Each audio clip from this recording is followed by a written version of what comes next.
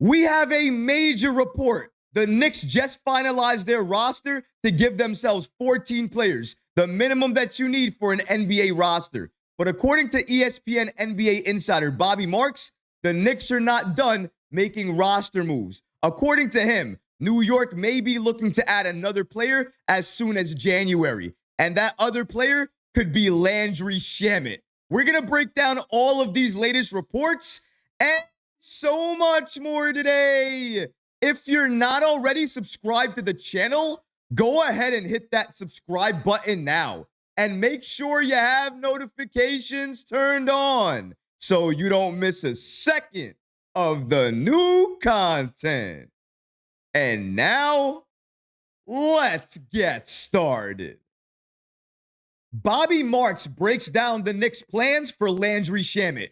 New York needed to finalize the roster yesterday. If they didn't, they were going to get hit with a penalty. Because of that, they converted rookie Ariel Hukporti from a two-way contract to a standard NBA deal. That gave them 13 players. Then they added Matt Ryan to a traditional NBA contract. That gave them the minimum of 14 players needed for an NBA roster. But after all of those moves, one question still remained.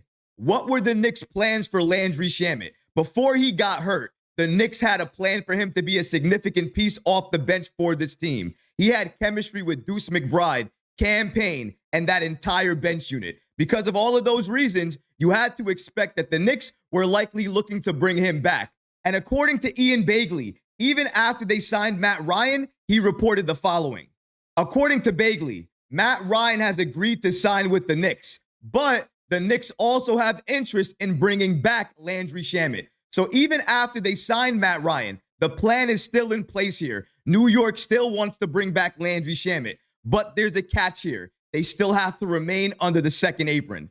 Begley continues by stating the Knicks cannot go above $188.9 million in team salary. There are pathways for them to re-sign Shamet, though, and remain under this threshold. If they don't, they're not going to be able to bring back Shamet and be in a reasonable spot where they can move forward with their roster. And if we're talking about money or cap or where the team stands in terms of the money they currently have, there's only one person I want to listen to, and that's Bobby Marks. And thankfully, he did a breakdown of where the Knicks are right now in terms of their cap and what they can do moving forward in terms of adding more players to this team. Let's take a look at exactly what Bobby Marks had to say and how the math looks. Shout out to Marks for giving us the following information.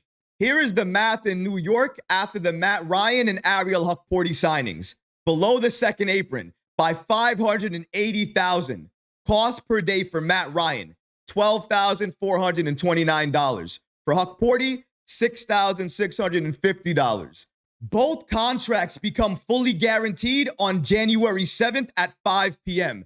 This is very important to understand because right now, Matt Ryan has a non-guaranteed deal. That means the Knicks can waive him before January 7th without having to worry about taking a significant cap hit. This is important because they have 2 months now where they can monitor Landry Shamet, monitor his rehab, and see how he's going. Maybe if he's close by January 6th and they know he's about to return, they can waive Matt Ryan and add Landry Shamet back to this team. And I'm not the only person that believes this. The New York Post also believes the exact same thing as well, too. Let's take a look at exactly what they said about this situation.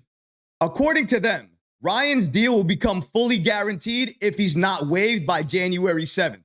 But that gives the Knicks about 2 months to see how the veteran guard in Landry Shamet's rehab goes from a dislocated shoulder suffered during the preseason. They eventually could waive Ryan and sign Shamet, who is hoping to avoid surgery. The plan is clear here. The Knicks want to bring back Landry Shamet if he's available to come back before January 7th.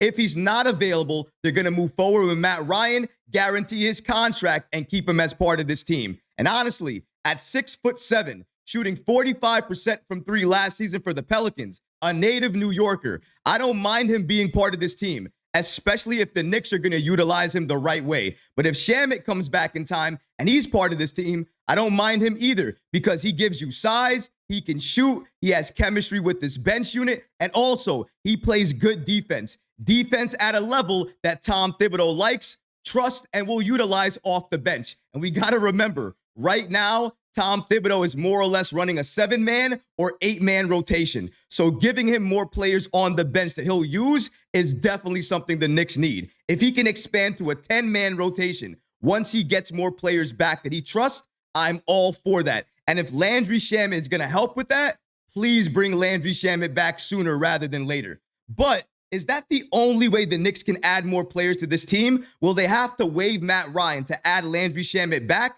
That's one way to get Shamet back on this team. But is there another way the Knicks can add another player to this roster? According to Bobby Marks, there might be another way to that as well too. Bobby Marks states the following: if the roster stays as is with no changes, New York would be allowed to sign a 15th player on February 25th.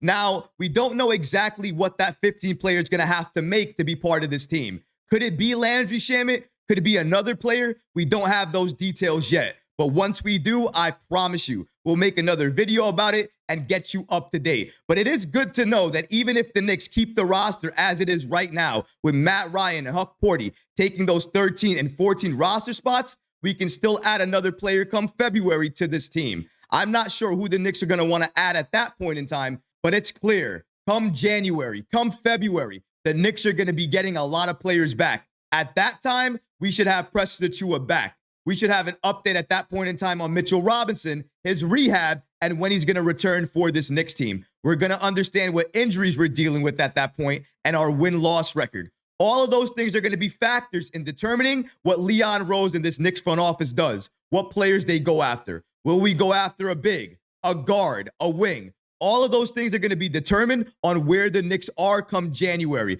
come February. And I'm happy with that because the Knicks are not going to rush to make a roster move. They're never going to rush to make a decision. They always wait, let it play out, and see how the roster reacts and how they respond. Even under adversity, they wait and see how the Knicks move. And then they make another move that they know is going to help this team. We're going to wait and be patient just to see what Leon Rose is going to do. But it's clear, according to Bobby Marks, the Knicks, in one way or another, will add another player to this team. Either that player is going to be added in January by waiving Matt Ryan and getting that player on this team in his place, or they're going to wait till February 25th and add that 15th player at that point in time. But something else to consider here, the Knicks could make a major trade happen at the deadline. Multiple reports have already come out indicating that the Knicks are looking to trade for a backup center at the deadline. And the assets they could use to get that trade done, likely Jericho Sims, maybe Mitchell Robinson, maybe Precious Achiuwa,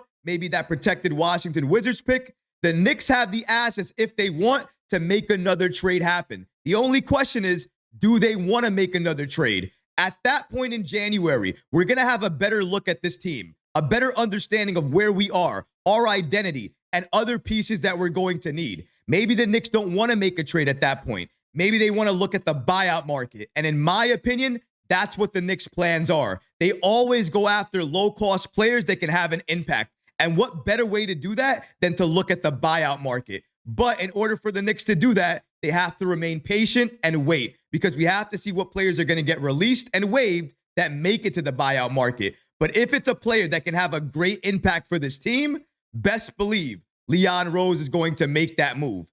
This is a chess match, and Leon Rose is a master at it.